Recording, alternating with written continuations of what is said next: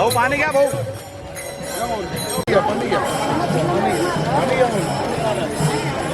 अहिल्यानगरच्या कोठला परिसरामध्ये आज हे शब्द केवळ ऐकू आले नाहीत तर त्यांनी हजारो वारकऱ्यांची मनं जिंकली. श्री क्षेत्र नेवासाहून पंढरपूरकडे प्रस्थान केलेल्या श्री ज्ञानेश्वर महाराजांच्या पालखी दिंडीचं मुस्लिम समाज आणि आय लव्ह अहमदनगर फाउंडेशनच्या वतीनं अत्यंत उत्साहामध्ये आणि सेवाभावानं स्वागत करण्यात आलं. दिंडी ही कोठला परिसरात दाखल होताच फटाक्यांची आतषबाजी, टाळ मृदुंगाचा गजर आणि ज्ञानोबा तुकारामच्या जयघोषानं संपूर्ण परिसर भक्तिमय झाला. यावेळी हातात पाण्याच्या बाटल्या आणि अल्पोपहार घेऊन उभे असलेले मुस्लिम युवक प्रत्येक वारकऱ्याला प्रेमानं म्हणत होते, माऊली पाणी घ्या. उन्हात पावसात अनेक किलोमीटर पायी चालणाऱ्या वारकऱ्यांसाठी ही सेवा केवळ पाणी वाटण्यापुरती मर्यादित नव्हती, तर ती प्रेम, आदर आणि माणुसकीची तहान भागवणारी होती. अनेक वारकरी या स्वागतानं भारावून गेले. काहींनी मुस्लिम बांधवांचे आभार मानत हस्तांदोलन केलं, तर अनेकांनी हीच खरी महाराष्ट्राची संस्कृती अशी भावनाही व्यक्त केली.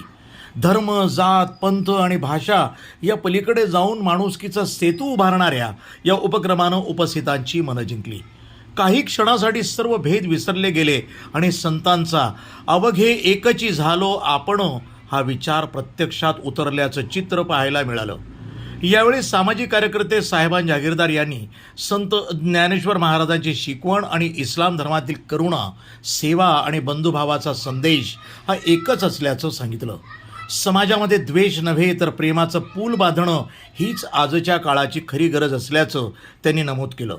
कोठला परिसरात घडलेला हा प्रसंग केवळ पालखी स्वागताचा कार्यक्रम नव्हता, तर धार्मिक, सलोखा, सामाजिक ऐक्य आणि माणुसकीचा जिवंत संदेश देणारा प्रेरणादायी क्षण ठरला.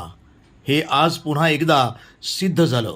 सध्या पवित्र आषाढी महिना सुरू आहे आणि आपण बघू शकतो खऱ्या अर्थाने महाराष्ट्राची खरी संस्कृती म्हणजे वारी आहे आणि विठ्ठलाच्या नावाने पंढरपूरकडे निघालेला वारकरी हे कोणत्याही जाती धर्माचं दिसत नसून त्याच्यामध्ये फक्त आणि फक्त माऊली दिसतो. याच भावनेने आज समस्त अहमदनगर मुस्लिम समाज व आय लव्ह अहमदनगर फाउंडेशनच्या वतीने कोठला भागामध्ये वारीचा या ठिकाणी पालखीचा स्वागत करण्यात आलं मुस्लिम समाजाच्या वतीने.